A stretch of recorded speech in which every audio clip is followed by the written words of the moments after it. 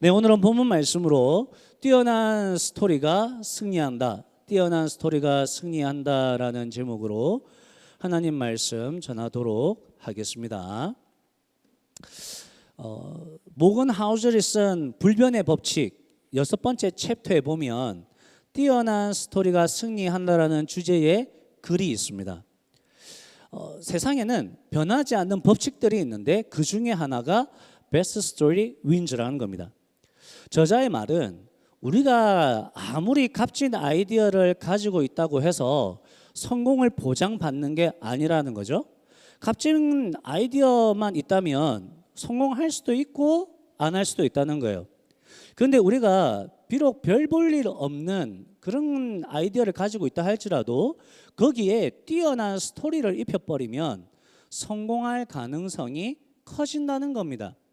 그러면 우리가 가진 가치가, 우리가 가진 아이디어가 탁월할 뿐 아니라 거기에 뛰어난 스토리를 입히면 어떻게 되겠습니까? 100% 성공을 한다는 거죠. 1963년 8월 28일 마틴 루터 킹 주니어 목사님이 링컨 기념관 앞에서 한 연설은 너무나 유명합니다. 보통 이런 연설을 할 때는 이 연설문을 써주는 사람이 있습니다. 이때 마틴 루터 킹 목사님의 연설문을 써준 사람이 클래런스 존스라는 사람입니다. 킹 목사님은 처음 몇 분 동안 연설할 때는 존스와 함께 준비한 그 연설문을 원고대로 읽고 있었습니다. 여러분, 조지아로 돌아가십시오. 여러분, 루이지애나로 돌아가십시오. 북부 도시들의 빈민가와 흑인 거주지로 돌아가십시오. 어떻게든 상황이 달라질 수 있습니다. 그걸 믿고 돌아가십시오. 이제 인종차별에 대한 그런 집회였으니까 이제는 각자의 자리로 돌아가자, 너무 분노하지 말자, 이런 메시지였던 것 같습니다. 그래서 이제 이미 작성돼 놓은 거죠. 그걸 읽고 있었는데 그 연설을 듣는 사람 중에 가스펠 가수 마할리아 잭슨이 이렇게 외칩니다. 사람들에게 꿈 이야기를 해주세요. 꿈이요. 그때 킹 목사님은 그녀를 쳐다보고 난 뒤에 연설대에 놓여있는 원고를 옆으로 치웠습니다. 그리고 25만 명의 청중들에게 시선을 돌렸습니다. 6초간의 침묵 후에 킹 목사님은 이렇게 외쳤습니다. 나에게 꿈이 있습니다. 그것은 아메리칸 드림에 깊이 뿌리를 둔 꿈입니다. 나에게는 꿈이 있습니다. 언젠가는 이 나라가 우리는 모든 인간이 평등하게 태어났다는 진실을 자명한 것으로 여긴다라는 미국의 신조에 따라서, 그 신조에 따라서 이 세상이 이루어질 날을 저는 꿈꿉니다. 나에게는 꿈이 있습니다. 내 자녀가 피부색으로 평가받지 않고 인격에 따라 평가받는 그런 나라에 살게 될 것이라는 그 꿈입니다. 킹 목사님은 인종차별 폐지라는 그 아이디어에 자신의 스토리를 씌워서 베스트 스토리가 되게 했습니다. 그리고 그 베스트 스토리는 승리를 했습니다. 킹 목사님의 연설 이후에 실제로 케네디 대통령이 고용차별 정책을 폐지하기로 약속을 했고, 실제로 1년 후에 공공장소에서 인종차별과 고용차별을 금지하는 법을 만들었습니다. 저는 이 베스트 스토리가 승리했다고 믿습니다. 저는 이 베스트 스토리를 이렇게 정의하겠습니다. 꿈을 향한 여정이다. 꿈을 향한 여정, 그것은 항상 우리를 승리하게 합니다. 왜죠? 꿈은 아름다운 것이기 때문입니다. 사람들이 복수를 꿈꾸거나 살인을 꿈꾸지는 않습니다. 물론 그렇게 꿈꾸는 사람이 있는데 그런 사람들이 사실 원하는 꿈은 뭡니까? 그들은 용서받고 싶은 거죠. 그들은 정의가 실현되길 원하는 겁니다. 꿈은 귀하고 아름다운 것입니다. 그러니 그 꿈을 향해 달려가고 있는 사람은 베스트 스토리를 쓰는 사람입니다. 꿈을 꿈대로 내버려 두지 않고 나의 인생에 그 꿈을 담아서 스토리로 빚어내고 있기 때문에 꿈을 향하여 나아가는 사람은 이미 승리한 사람입니다. 킹 목사님은 비록 지금은 앞이 보이지 않고 잘 안 되는 것 같고 불가능한 것처럼 보인다 할지라도 그럼에도 불구하고 그 꿈에 킹 목사님의 인생을 걸고 나아갔기 때문에 그런 귀한 연설이 자연스럽게 나온 거죠. 물론 이 책에서는 그래서 인종차별법이 통과되었다, 그렇게 승리했다라는 식으로 이야기하고 있지만, 사실 킹 목사님이 그렇게 연설하고 그렇게 살아갔지만 그렇게 안 되었다 할지라도 킹 목사님의 삶의 여정은 이미 승리라고 저는 확신합니다. 여러분 믿으십니까? 여러분 어떻습니까? 여러분은 꿈이 있습니까? 여러분의 삶을 어떤 꿈에 담아서 실행해 가고 계십니까? 여러분의 꿈은 무엇입니까? 여러분, 우리 꿈이 있습니다. 꿈 없다고 이야기하면 안 됩니다. 우리에겐 꿈이 있습니다. 그 꿈 뭡니까? 하나님 나라의 창조 질서입니다. 다른 말로 하면 하나님 나라의 회복입니다. 우리는 지난 4주 동안 창조에 대한 말씀을 들으면서 사실은 우리의 꿈에 대한 이야기를 들은 것입니다. 창조에 대한 말씀을 요약하면 이렇죠. 사랑이신 하나님께서 서로 삼위일체 하나님께서 서로 사랑하셨기 때문에 세상을 창조하셨습니다. 이 세상은 삼위일체 하나님의 사랑의 결과였습니다. 드넓은 우주, 하늘과 땅과 바다, 꽃과 식물과 나무, 새와 물고기와 짐승, 그리고 인간, 그 모든 것은 하나님의 영광을 드러내고 있었습니다. 특별히 하나님이 온 우주의 왕이시고 인간은 하나님의 형상으로서 이 세상을 다스리는 하나님의 동력자였습니다. 온 만물은 인간의 통치를 받아들이며 거기에 순종하고 하나님의 창조 질서를 따랐습니다. 그 모든 것이 하나님께 영광이 되었습니다. 하나님은 이런 세상을 보시면서 너무너무 행복해 하셨습니다. 이것이 바로 하나님의 꿈이었습니다. 하나님께서 꿈꾸시던 나라가 창조 때에 실현이 된 것입니다. 하나님께서는 이렇게 완성된 하나님의 나라가 단지 에덴 동산에 머무는 것이 아니라, 저기가 에덴 동산으로 이렇게 추측하는 곳입니다. 그 에덴 동산으로 머무 끝나는 것이 아니라 지구가 저렇게 넓으니까 아담과 하와가 아이를 낳고 또 그 아이가 아이를 낳고 또 그 아이가 아이를 낳고, 그래서 온 땅이 충만해지기를 원했고, 또 하나님의 백성들이 온 땅이 충만해질 뿐 아니라 에덴에 임한 그 하나님의 창조 질서, 그 창조 질서가 온 땅으로 확장되어서 온 세상이 하나님의 나라로 완성되기를 소망하셨습니다. 이것이 하나님의 꿈이었습니다. 만약 우리는 아니죠. 아담과 하와가 죄를 짓지 않았다면, 그리고 그 이후에 태어나는 모든 하나님의 자녀들이 죄를 짓지 않았다면 세상은 저렇게 됐을 겁니다. 그런데 안타깝게도 하나님의 꿈은 사탄의 유혹과 인간의 불순종으로 완전히 박살이 났습니다. 인간은 하나님의 창조 질서를 깨뜨렸고 하나님께서 꿈꾸셨던 하나님의 나라는 망가지고 말았습니다. 이때 왕이신 하나님의 선택은 세 가지입니다. 뭡니까? 첫 번째, 인간들이 죄를 지었고 인간들이 더 이상 소망이 없으니 앞으로 태어나는 모든 인간들을 지옥에 보내버리는 겁니다. 두 번째, 이왕 이렇게 된 거 에이 이판사판이다, 다 살려주자, 전부 다 천국에 보내는 겁니다. 세 번째, 하나님의 정의와 사랑을 나타내는 선택된 하나님의 백성들을 구원하시고 하나님의 정의를 실현해서 선택받지 않은 그 백성들에 대해서 심판하는 것이었습니다. 여러분, 하나님의 선택은 무엇이었습니까? 3번이었습니다. 이것을 창세기 15장 3장 15절에서는 이렇게 이야기합니다. 내가 너로 여자와 원수가 되게 하고 너의 자손을 여자의 자손과 원수가 되게 하겠다. 여자의 자손은 너의 머리를 상하게 하고 너는 여자의 자손의 발꿈치를 상하게 할 것이다. 여러분, 이 말씀은 구원의 말씀입니다. 그런데 이 말씀을 누구에게 줬냐면 사탄에게 한 말씀입니다. 하나님은 사탄에게 이야기를 하는데, 야, 너 이놈 새끼, 너 나쁜 놈이야, 넌 영원히 지옥이야, 이렇게 끝내지 않으시고 사탄에게 이야기하면서 인간의 구원에 대해서 이야기를 하시는 거예요. 여러분, 왜 그랬을까요? 하나님이 사탄에게 너 저주를 선포해야 하는 그때에 저주하는데 인간의 구원을 동시에 이야기하고 있습니다. 왜죠? 우리가 구원을 받았다는 것은 하나님께서 사탄의 나라에 사로잡혀 있는 인간들을 꺼집어 내셨다는 의미가 되기 때문입니다. 사탄의 나라를 멸망시키고 하나님이 우리를 해방시킨 것이죠. 따라서 사탄에 대한 심판은 곧 무엇을 의미합니까? 우리의 구원을 의미하기 때문에 하나님께서는 사탄의 심판을 말씀하시면서 동시에 인간의 구원을 말씀하고 계시는 겁니다. 그래서 이 말씀은 어떤 의미입니까? 여자의 후손, 즉 그리스도가 사탄의 머리를 박살낼 것입니다. 사탄은 그리스도의 발꿈치를 상하게 하겠죠. 그 발꿈치를 상하게 하는 사건이 뭡니까? 십자가의 사건입니다. 십자가의 죽음입니다. 즉 사탄은 십자가의 사건으로 예수 그리스도의 발꿈치를 상하게 하겠지만 예수 그리스도는 십자가와 부활을 통해서 사탄의 나라를 박살낸다는 말씀입니다. 따라서 창세기 3장 15절 이후로 나오는 모든 성경 말씀은 이 성경 구절을 근거로 하고 있습니다.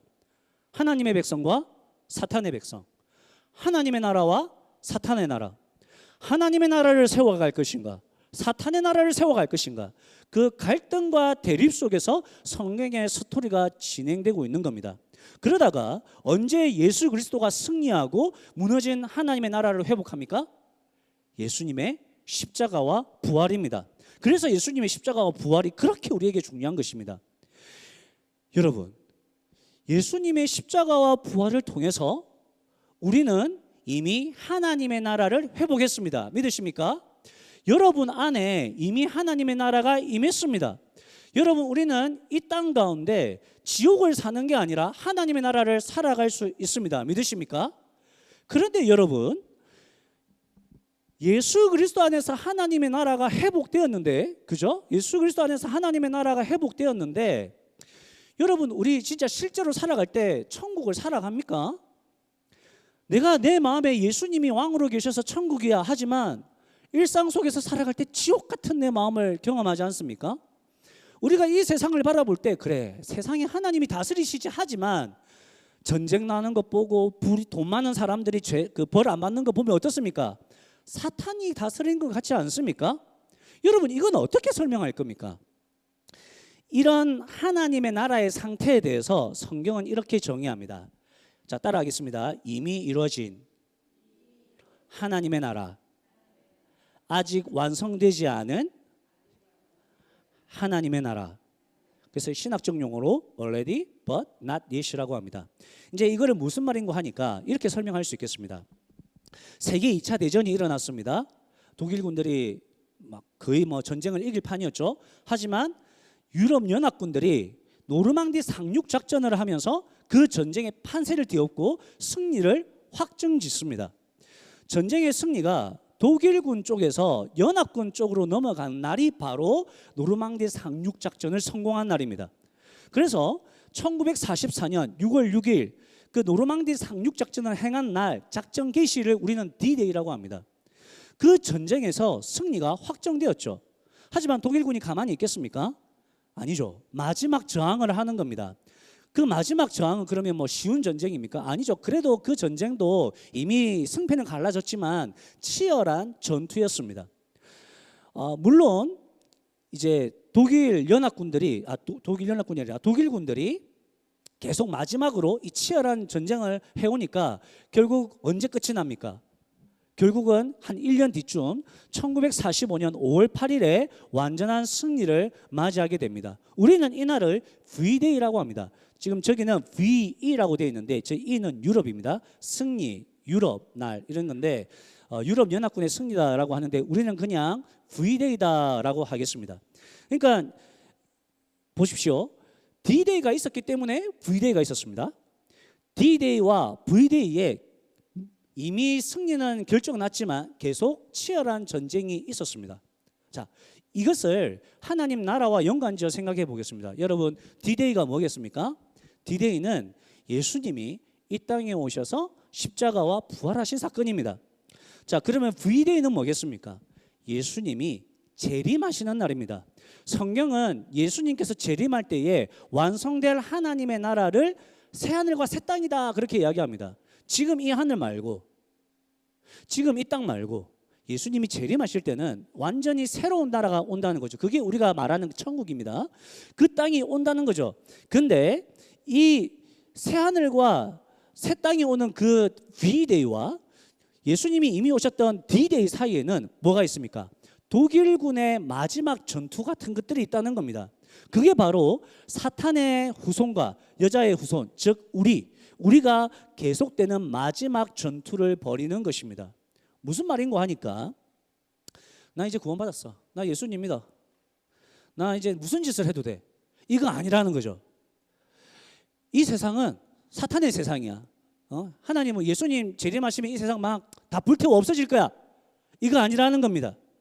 그리스도인들은 하나님의 나라를 세워가야 합니다. 하나님의 통치가 있는 그리스도인이 되기, 하나님의 통치가 있는 교회 되기, 하나님의 통치가 있는 사회와 가정 되도록 우리는 계속적으로 보이지 않는 영적 전쟁을 하는 것입니다. 이것을 이미, 그러나 아직, 또는 이미 임한 하나님의 나라, 하지만 아직 완성되지 않는 하나님의 나라라고 합니다. 이해되시죠? 자, 정리하겠습니다. 하나님의 꿈이 있었습니다. 하나님의 꿈은 창조 질서가 있는 하나님의 나라입니다. 그러나 그 꿈은 사탄과 인간 때문에 산산조각이 났습니다. 그러나 예수 그리스도 안에서 하나님의 꿈은 회복되었죠. 그렇다고 해서 하나님의 나라가 완성된 것은 아닙니다. 예수님께서 재림하실 때 완성이 되죠. 그럼 지금 하나님의 꿈은 뭐겠습니까? 지금 하나님의 꿈은 뭘까요? D-Day와 V-Day 사이에서 하나님의 백성, 우리가 하나님의 나라를 세우는 전투에서 승리하는 것입니다. 우리가 하나님의 나라를 세우는 전투를 굳굳이 행하여 나아가는 것입니다. 여러분, 여기에 우리의 꿈이 있습니다. 우리의 꿈이 무엇입니까? D-Day와 V-Day 사이에서 하나님의 나라를 세우는 것입니다. 이 세상에 보이지 않는 영적 전쟁에서 승리하고 하나님의 나라를 확정하는 것입니다. 여러분 믿으십니까? 그겁니다. 그게 그리스도인입니다. 자, 사도행전 1장 보겠습니다. 1장 1절에 사도행전의 저자가 스스로 나라고 합니다. 여러분 사도행전의 저자가 누굽니까? 누가입니다. 누가. 어떻게 아셨죠? 적혀져 있죠. 앞을 봐야 됩니다. 나는 누구인가? 누가입니다. 누가가 의사였습니다. 그게 누가가 뭐 했다고요? 첫 번째 책을 기록했대요. 그 첫 번째 책은 뭘까요? 어떻게 하셨어요? 써 있습니다. 앞을 보셔야 됩니다. 누가복음입니다. 자, 그러면 데오빌로는 누굴까요? 데오빌로는 사도행전을 이제 처음 받은 수신자입니다. 누가복음 1장 3절에 보면 누가복음도 누가가 데오빌로에게 편지를 보낸 겁니다. 그런데 데오빌로 보고 뭐라고 하냐면 각하라고 이야기합니다. 그러니까 데오빌로는 아주 고위 관직에 있었던 사람인 것이 분명합니다. 그리고 데오빌로라는 저 이름의 뜻이 하나님의 친구라는 뜻입니다. 즉 데오빌로도 그리스도인이라는 것이죠. 그래서 학자들은 데오빌로가 누가의 든든한 후견인이었다라고 생각합니다. 즉 데오빌로는 누가가 누가복음과 사도행전을 기록하도록 재정적 지원, 또 상황적 지원을 아끼지 않았고, 또 자기가 그 누가복음과 사도행전의 이 편지를 받고 자기만 본 게 아니라 많은 사람들이 읽을 수 있도록 그렇게 환경을 조성해 줬던 그런 사람인 것이 분명합니다.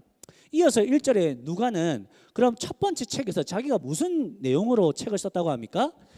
예수님께서 행하시고 가르치신 모든 일들을 기록했다고 합니다. 구체적으로 어떤 내용이죠? 2절에 나옵니다. 예수님께서 이 땅에 오신 때부터, 그리고 12제자를 택하시고 그들에게 사명을 주시고 예수님이 승천하신 일들을 다뤘다는 거예요. 그리고 3절에 누가는 자신이 기록한 누가복음을 이 한 절로 정리합니다. 자, 들어보십시오. 예수님께서 십자가 고난 뒤에 부활하셨습니다. 그 부활을 40일 동안, 부활 후에 40일 동안 예수님이 이 땅에 그냥 계속 계셨거든요. 40일 동안 이 세상에서 생활하시면서 증명하셨습니다. 그리고 예수님께서는 부활 후 40일 동안 제자들에게 그동안 가르쳤던 것들을 정리했는데 그걸 한마디로 뭐라고 합니까? 하나님의 나라라는 것입니다. 하나님의 나라. 그리고 4절에 예수님께서 제자들과 함께 잡수실 때 그들에게 명령하시죠.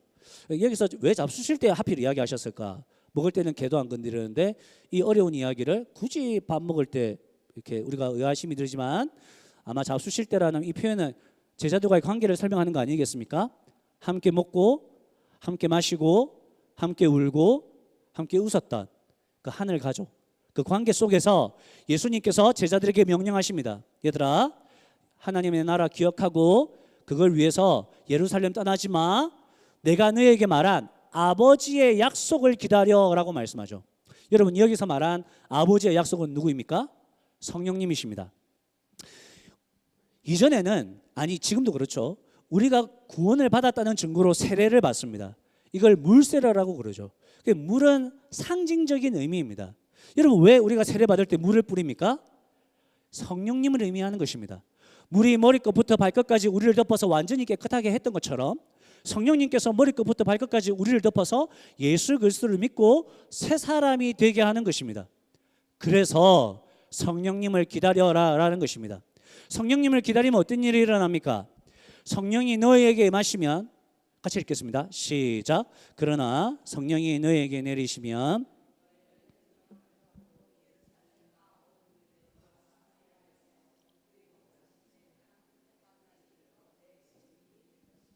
무슨 말씀이시죠?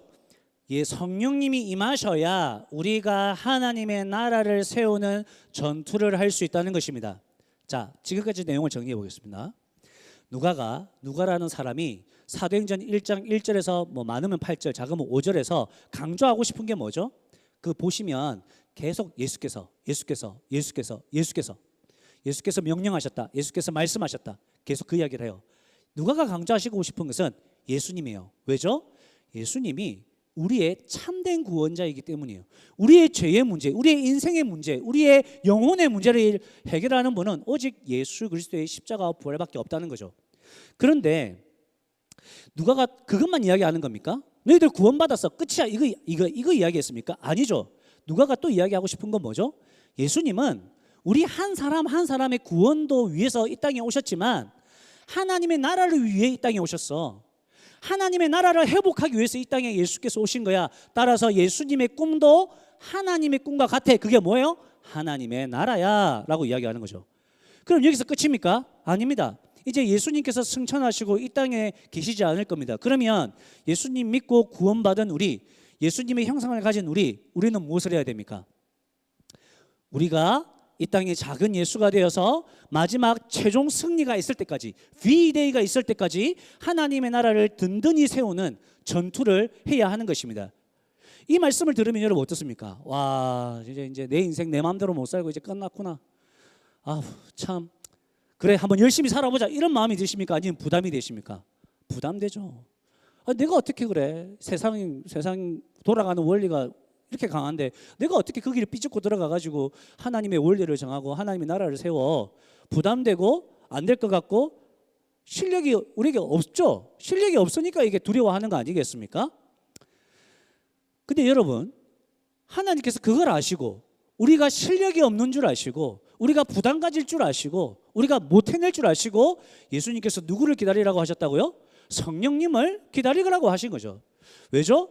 그리스도인이 예수님의 형상으로 살아가는 것은 성령님으로만 가능합니다. 그리스도인이 하나님의 나라를 세워가는 것, 하나님께서 여러분에게 맡겨주신 그 영역에서 하나님의 나라를 세우는 것은 여러분의 실력으로 되는 게 아니라 오직 성령의 능력으로만 가능한 것이기 때문입니다. 우리 하나님은 우리가 하지도 못할 일, 그걸 야 해내, 야 하나님 나라 만들어내, 야 너희 가정 왜 예배 안 해, 야 하나님은 우리가 해내지도 못할 걸 가지고 해내, 이렇게 하는 분이 아닙니다. 하나님은 우리가 할 수 있도록 이미 능력도 주시고 상황도 주시고 힘도 주시고 지혜도 주십니다. 그 모든 그 핵심 조치가 뭐죠? 성령님이에요. 성령님. 하나님은 성령님을 우리에게 주시면서 하나님의 나라를 세워갈 것을 말씀하고 계십니다. 자, 그럼 여러분 뭐 해야 됩니까? 하나님이 다 주셨어. 성령님도 주시고 다 주셨어. 그럼 여러분 지금 뭐부터 해야 됩니까? 꿈을 꾸십시오, 여러분. 꿈을 꿔야죠. 어떤 꿈을 꾸겠습니까? 하나님 나라의 꿈을 꾸시겠습니까? 마틴 루터 킹은 인종차별이 없는 이 세상에, 인종차별이 있는 이 세상에 인종차별이 없어지는 하나님의 나라를 꿈꿨습니다. 데오빌로는 하나님의 나라의 이야기를 모르는, 예수님 이야기를 모르는 사람들이 예수님을 아는 그런 하나님의 나라를 꿈꿨습니다. 여러분은 어떤 하나님의 나라를 꿈꾸시겠습니까? 그 하나님의 나라를 꿈꾸셔야 되는 겁니다. 여러분의 나라 말고, 여러분의 세상 말고, 여러분이 꿈꾸시는 거 말고 하나님께서 주신 하나님의 꿈, 하나님의 나라의 꿈을 여러분 꾸시기를 소망합니다. 여러분, 하나님께서는 우리 교회에게 하나님의 나라에 대한 꿈을 주셨습니다. 저는 이 꿈을 받았고 또 그것을 실행해 가기를 원합니다. 그래서 이 시간은 우리 하나님의 꿈을 제가 생각할 때 우리 교회에 이 꿈을 주셨다고 생각하는 것들을 제가 한번 읊어보겠습니다. 여러분 동의하신다면 작은 소리로 아멘 해보시기 바랍니다. 저는 이미 아멘으로 받았기 때문에 그냥 나에겐 꿈이 있습니다 라는 말로 시작하겠습니다. 저에게는 꿈이 있습니다. 여러분이 하나님의 나라를 위해 살아가는 것입니다. 저에게는 꿈이 있습니다. 여러분이 선한 영향력을 가지고 이 세상에 나아가서 여러분이 가는 곳에 여러분이 만나는 사람에게 하나님의 사랑을 전하고 그들이 바뀌고 세상이 바뀌는 것을 보는 것입니다. 저에게는 꿈이 있습니다. 여러분들이 믿음의 배우자를 만나서 하나님의 나라와 같은 가정을 세우는 것입니다. 저에게는 꿈이 있습니다. 여러분의 자녀들이 하나님의 나라를 꿈꾸며 하나님의 나라의 일꾼으로 자라는 것입니다. 저에게는 꿈이 있습니다. 여러분의 자녀, 여러분의 미래의 자녀들이 하나님의 사람으로 세워지고 하나님의 꿈을 꾸며 나아갈 때 우리 교회가 그럴 수 있도록 도구로 쓰임받는 것입니다. 저에게는 꿈이 있습니다. 여러분이 죽는 순간까지 하나님의 영광과 뜻을 위해서 살기를 소망합니다. 저에게는 꿈이 있습니다. 여러분이 흙으로 왔으니 흙으로 돌아갈 때 여러분의 장례식은 장례식이 아니라 천국 환송잔치가 되기를 꿈꿉니다. 저에게는 꿈이 있습니다. 여러분의 그 천국 환송잔치 날에 제가 설교하는 겁니다. 여러분, 이 성도님은 하나님의 나라를 위해서 살았습니다. 여러분들도 이렇게 살아가십시오 라고 설교하는 것을 꿈꿉니다. 저에겐 꿈이 있습니다. 많은 사람들이 또 많은 교회들이 길을 잃고 이 세상에 희망을 찾지 못할 때 여러분을 보면서 꿈을 꾸고 교회는 이래야 되구나, 성도는 이래야 되구나, 내가 이렇게 살아야 되구나 하고 길을 찾을 수 있는 그 날이 오기를 꿈꿉니다. 여러분, 이 꿈에 함께 동참하시겠습니까? 이 꿈은 제 꿈이 아니고 하나님이 꿈이고 제가 여러분에게 손 내밀으라고 말하는 게 아니고 하나님이 여러분에게 손 내밀라고 말씀하는 것입니다. 여러분이 손을 내미는 것은 여러분이 능력으로 손을 내미겠다는 것이 아니라 여러분 안에 계신 성령께서 여러분을 통해 손을 내미는 것입니다.